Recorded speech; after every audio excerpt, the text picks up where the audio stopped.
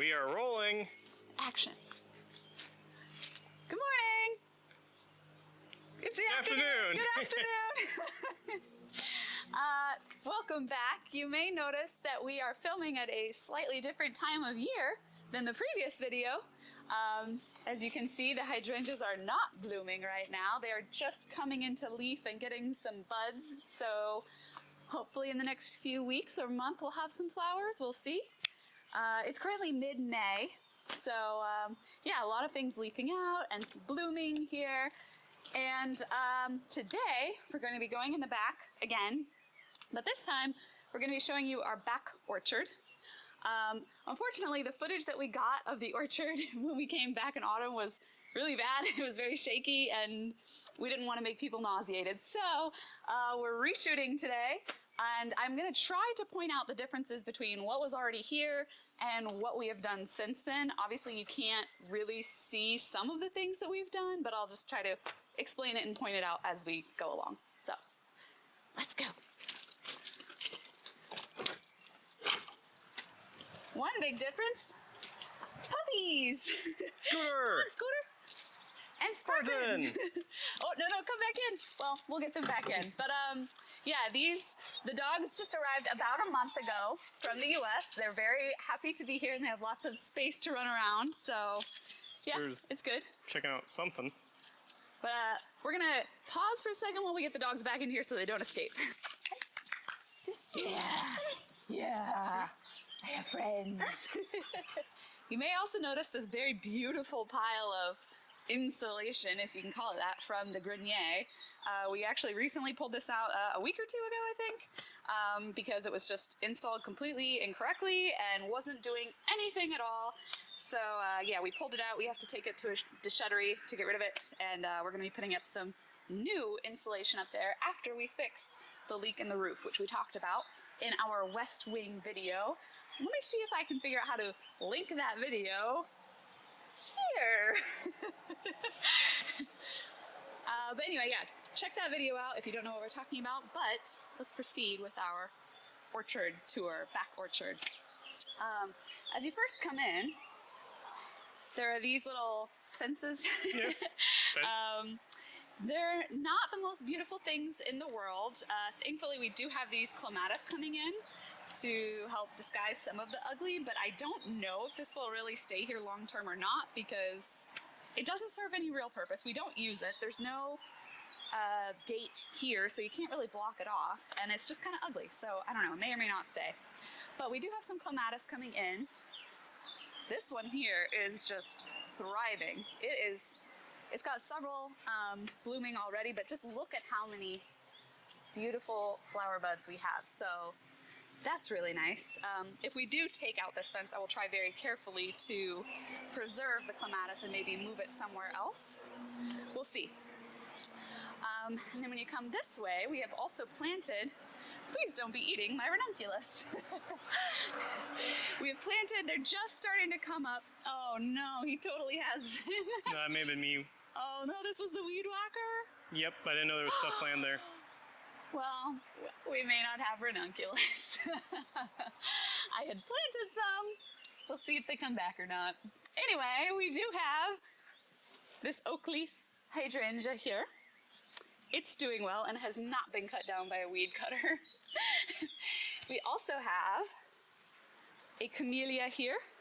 This is not the season for them to be blooming. They actually bloom in the winter. And so we had it in there this winter. It had really gorgeous pink blooms. And I want to actually plant another one right there. At least for as long as we have this fence post, I want to have them kind of mirroring each other. They're really nice because, one, they give you some flowers in the middle of winter when not much else is blooming. Two, you can see them from our kitchen window. And three, the bees really like them. So again, it gives them some food in the winter when not a lot of other things are blooming. And you'll see that theme kind of continued in other things that I've planted back here, trying to provide some winter food for the bees, which I will continue to do. Oh, and another oak leaf hydrangea that we have planted here. You may also notice on this wall, or actually what you don't notice, is this used to be covered in plants and moss, plants growing out of the walls. There's still a tiny bit left, but actually Scott's taken down most of it, which is really great. We have to get back up and clean out the last little remnants, but it's looking way better. This is another wall, obviously, that we're gonna have to repoint at least a little bit. It's not as bad as most of the others, but there are some cracks and things that we'll have to repair. Yeah, unfortunately, they really let it get bad. As you can see, there used to be a tree growing out over here. It pushed out a whole lot of the rocks and really disturbed a lot of that up there, so we're gonna have to reset the stones and fill it in and then patch up this gapping that's going along here. Because there's been a lot of water penetration and root penetration through that portion, as well as some other small little areas. But yeah, there was a lot of moss and plants growing out of here. A tree on the other side, so where the crack is over here. But it's better. Yeah, it's looking a lot better. It's definitely better than it was. Another thing that we are going to need to do eventually is painting some of these shutters. These over here are really bad. You can see where they're flaking really badly. Some of the wood might need to be replaced on that upper one. I hope we can preserve as much of the original wood as possible, but some of it might need to be replaced. And obviously, like I said, it does need to be repainted. My hope is that we can do blue. I know you talked about blue in the past too, but it's currently up for deliberation what color we're gonna do, so yeah. This over here is not really anything particularly exciting. It's sort of a little overhang. I don't know what else to call it. Right now, temporarily, it's being used for firewood storage, as well as the gas canisters that our oven in the kitchen uses. They kind of go through the wall. That's pretty much it for now. What we might do eventually is kind of close it off and use it to shelter both a water softener, since the main water line is kind of right there, and also a shelter for the dogs when they're out here. If it's raining or too hot or whatever, give them a little place to rest. Most of the time they're actually indoors, but if they are out here and inclement weather happens, we'll have a little shelter for them. This here, my favorite part of the back orchard, I'm saying that very facetiously. Oh, we have a little lizard friend sticking his head out. Can you see him? Yep, let me see if I can zoom in on the guy. There are a lot of lizards here, which I really love because they help control some of the other insect pests. There are a whole bunch of them. Oh, leave him alone, Scooter. He knows he's there now. But anyway, this is the septic access. So it's essential, but it's kind of an eyesore.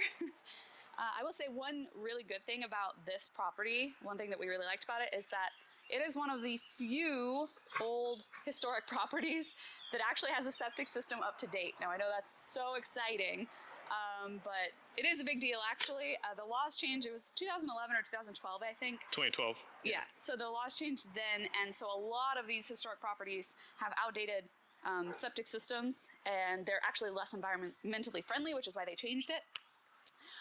But thankfully this one had actually been replaced like 2 years before that law changed, and it meets those codes. So we don't have to worry about updating it or paying the annual fee, which I know is not a huge amount, but it's still nice to not have to worry about it and to know that it's more environmentally friendly than other systems out there. So, but the downside is it's really ugly.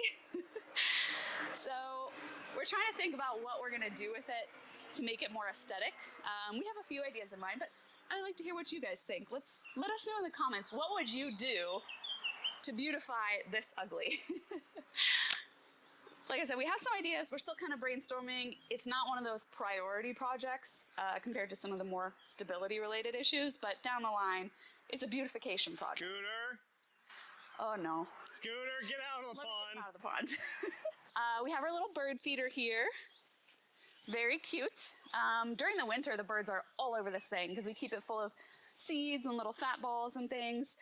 Surprisingly, in the last few weeks or so, they have been nowhere to be found. I'm assuming because they are looking for more of the soft-bodied insects to feed their babies rather than the seeds.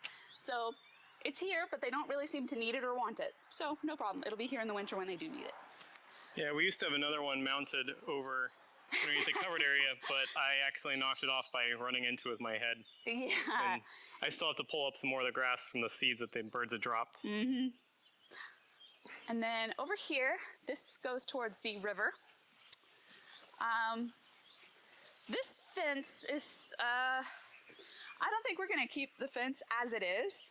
We will keep a fence of some kind between, you know, having the dogs here, potentially having ducks or chickens and kids. We don't want them running out into the water.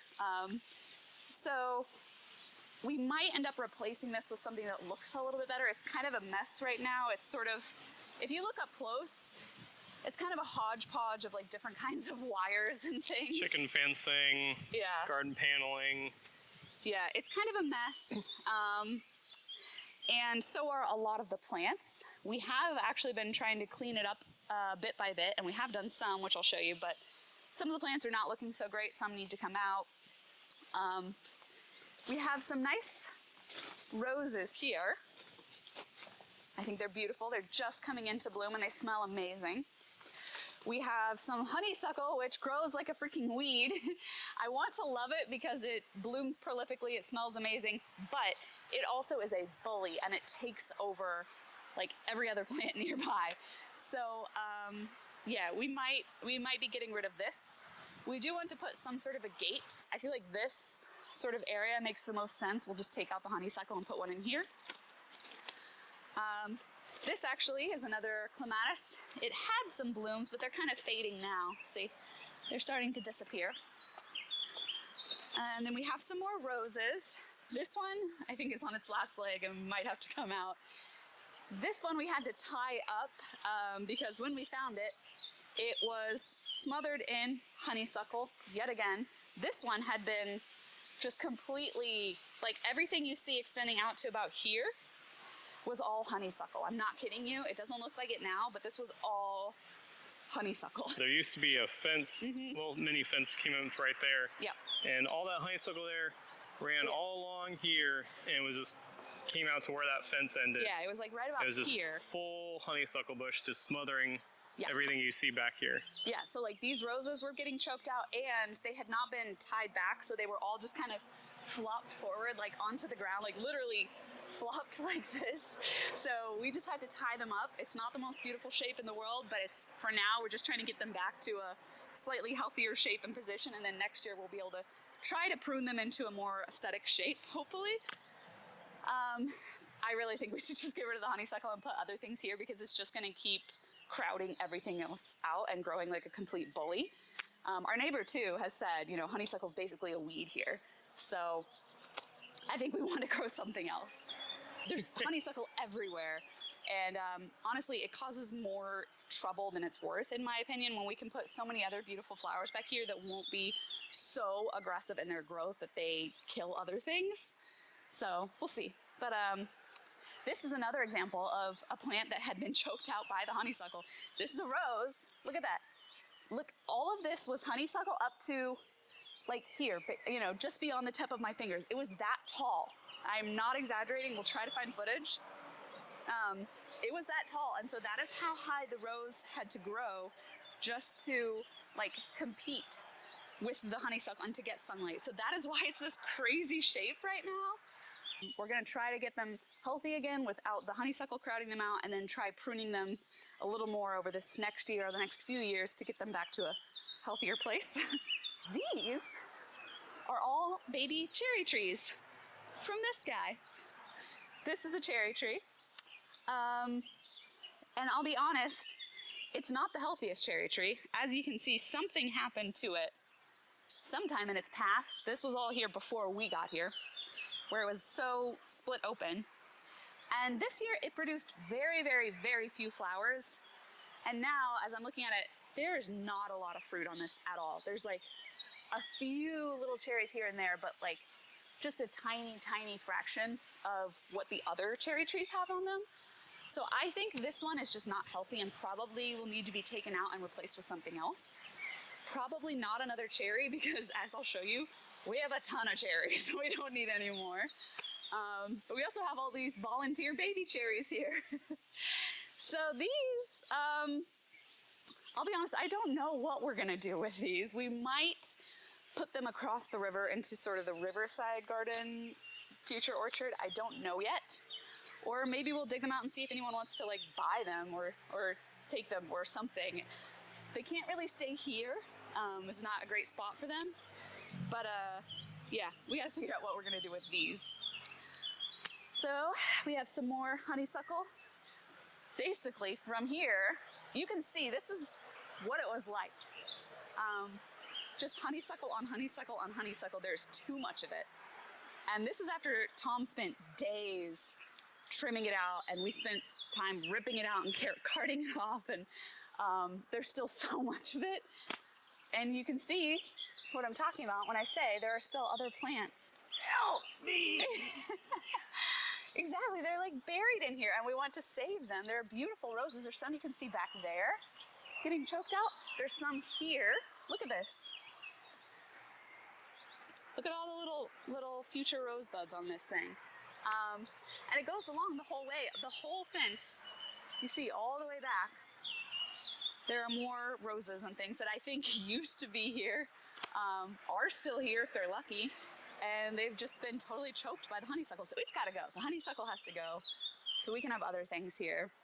We can't actually cut it out right now because it's mid-May, and my understanding is that starting in April, you're not supposed to cut back hedges anymore because of all the birds that are nesting in them. So you have to wait until basically the end of nesting season, the end of baby bird season, before you can take the hedges out. So that's why we had to stop. We did some and then had to stop because there are baby birds in there. We've definitely seen and heard evidence of little baby birds and nests inside there. Oh yeah. You can see them flying in and out all the time. You hear them. They are absolutely nesting in there, so that's why we're not disturbing it. But when the time comes, when all the babies are definitely safely gone, we will clear out some of this. So, shall we talk about the trees? Because this is definitely some of the biggest changes that we've made back here. I already showed you, yeah, we should back up a little bit. I already showed you this cherry tree, which I think might have to go because it's really not producing anything at all. It's not even really flowering. The sad state of this cherry tree is kind of reminiscent or an example of the neglect that pretty much every plant on this property, especially the fruit-bearing and berry-bearing bushes. Yeah, actually that brings me to a point. Something that you won't be able to see because we don't have the original footage is how much pruning we had to do back here, how much Scott did. We had to prune a lot because they were just completely out of control. There were so many dead branches rubbing against each other, crossing each other. I mean, just going every which way. It was horrible. So we had to do a whole lot of pruning. And we've also planted a whole bunch of new ones. So obviously all the little baby trees you see in here are new. These three big ones over here are all cherry around the pond. And I kind of foolishly, before we really knew what we had, bought another one. So that's why I'm saying we don't really need to buy any more cherries. If we replace that tree, it won't be a cherry. We have too many. But wait, there's more. So this is a cherry. I originally actually put it here because I lived in Washington, D.C. for a while, and if you're familiar with the tidal basin, every year there's a cherry blossom festival where all of the trees around the tidal basin bloom, and they are absolutely gorgeous in the spring. So I wanted to replicate that with our own little tidal basin around the pond. So these four around the pond are cherry trees. This one here, if I'm not mistaken, I don't know where my tag went for it, but this I'm pretty sure is a flat peach. Yep, the donut peach. Yes. This is... Or Saturn. Yeah, this is another peach. This is the sanguine peach. This is the only one that I'm kind of concerned about. It's the only one that really hasn't leafed out of all the others. If I remember correctly, when we got this from the nursery, you know, they had to dig it out. And I think that one of the big roots kind of like broke off when they were doing that, or they cut it off when they were digging it. So I was a little apprehensive about it. There are some little buds, but they're very, very small in comparison to all the other trees we have in here. So this one's a little iffy. I hope it comes in, but yeah, it's a sanguine peach, which is really cool. They're like a blood red color on the inside, which is cool. Here, this is an apple tree. Obviously, this one was here when we got here, but it needed a lot of pruning. It's definitely looking better than it was. And then here's another peach. This one's doing well. And in the back, we added 2 apricots. We were originally going to put a third one here, but when we were digging, we encountered something kind of odd. I'll see if I can splice together some clips about that and make a different video, the mystery of the hole in the back orchard. I'll make another little video about that. Maybe that'll be our next one or sometime very soon. But essentially, we didn't think we could really put a tree here at the time. Upon further reflection, I think we can. So we might try to put a tree in here after all. But yeah, we have these 2 apricots here. And in the very back, we have a couple of raspberry. In the very back, we have a couple of raspberries, but not as many as we used to.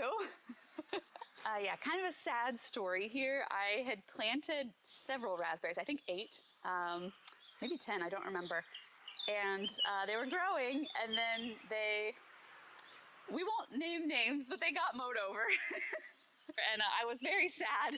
So, and they were like new canes that I had just put in, and they hadn't really developed many roots or leaves or anything. So the odds of them coming back, I don't know. They don't seem to have very much. Most of them haven't.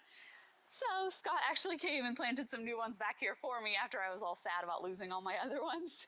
We do already have several raspberries in the walled garden, but I love raspberries. They're my favorite fruit, so I wanted more.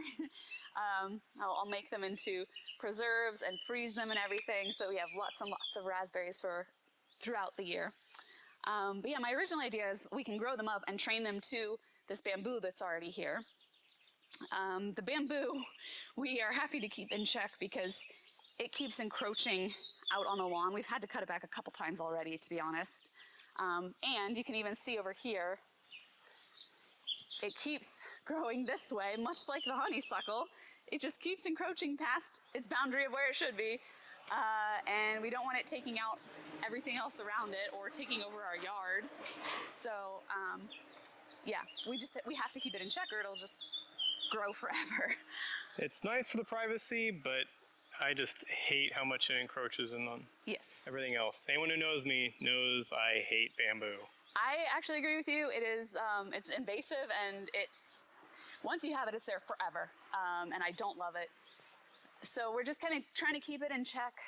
And we're actually using the canes. When we do cut them down, we use them as like plant support stakes and borders for things. So they're not going to waste, but they are not my favorite. They're a total pain in the butt to keep in control.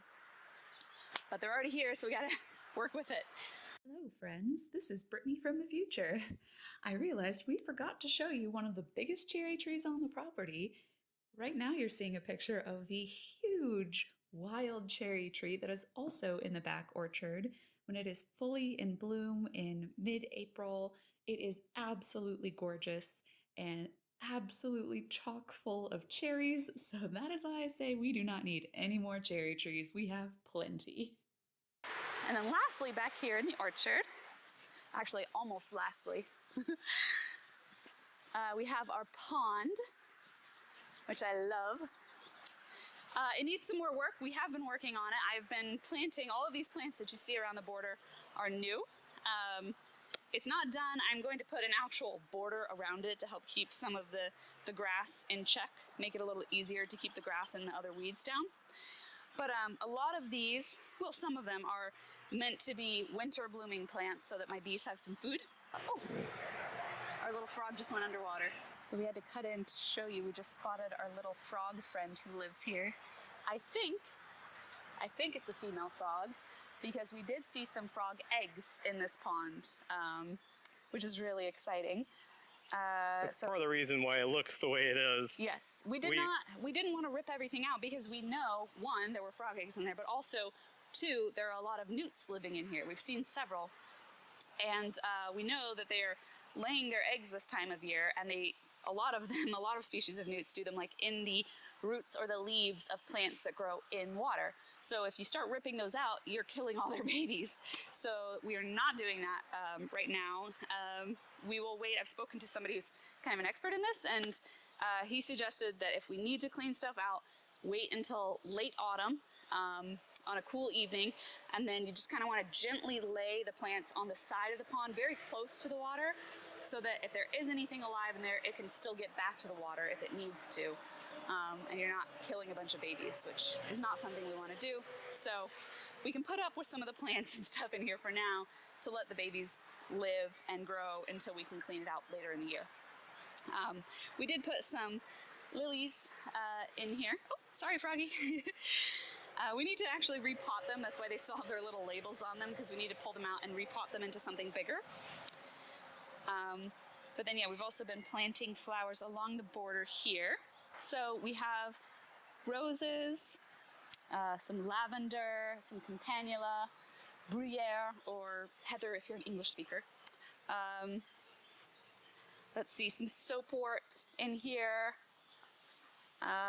some more lavender. Yeah, just an assortment of little flowers that will bloom. You know, some for more height structure, some for more ground cover.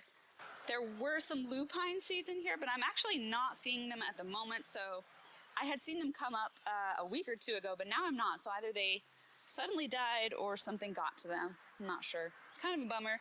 But I am going to add some more plants next year for some more height, to have some more structural interest in here. But yeah, it's coming together, it's coming along. We're going to put a proper border in. And that's almost it for the walled garden. The last little bit we have over here, sorry, the orchard, not the walled garden. We are on the edge of the walled garden. This is the outside wall of the walled garden. Inside there is the walled garden. We have put up a couple of bird houses for some of the resident birds. The funny thing is, the only one that I've actually seen birds coming and going from so far is that really, really old one on the corner. They're not even using the inside of it. Yeah, well actually there might be a hole from the back. I don't know. I've seen some go in the front and some go in and out the back of it. So yeah, anyway, that seems to be the only one they're using as of right now. We put in all these nice, shiny, clean new ones and they're using the old one, but whatever. And lastly, I had done some pruning of the gooseberry that was in the walled garden. And I read that gooseberry, along with currants, is actually very easy to propagate by cuttings. You can literally just take any pruning that you've done, shove it in some dirt, and eventually it'll take root. So I'm trying a little experiment with that here. I shoved all of my little pruning cuttings from the gooseberries. There's some in this pot here, and I also put some here next to the wall. I didn't give them any rooting hormone. I didn't give them any particular fertilizer. I just literally shoved them in the ground and gave them water because I wanted to see whether it would work or not. If it does, I would love to grow some more, both the gooseberries and the currants. Just, you know, every year we're pruning them. Kind of plant some new ones along this wall, and then we have lots of extra bonus fruit. Nothing wrong with that. This wall actually does get a lot of sun starting in like the late afternoon and into the evening. So I will see if it's going to be enough sun for them or not, and whether or not they will take root here. But it's just kind of a fun experiment. You know, I had to prune them anyway, and I was just going to throw them out. But then when I read you can literally just stick them in the dirt and they'll grow new ones, thought I would try it. So that is it for the orchard. I hope this video wasn't too crazy long. We do also have the riverside gardens to show you still, but that might have to be a different video. There's not a lot over there. It'll just be a quick little mini tour. But yeah, you've seen almost all the grounds now other than the riverside gardens. And we have a few more outbuildings to show you. Actually, a lot of outbuildings to show you. They're huge. So yeah, that's pretty much it for now. You got anything else? Nope. All right. Signing off. Bye. And now it's time to plant the gooseberries.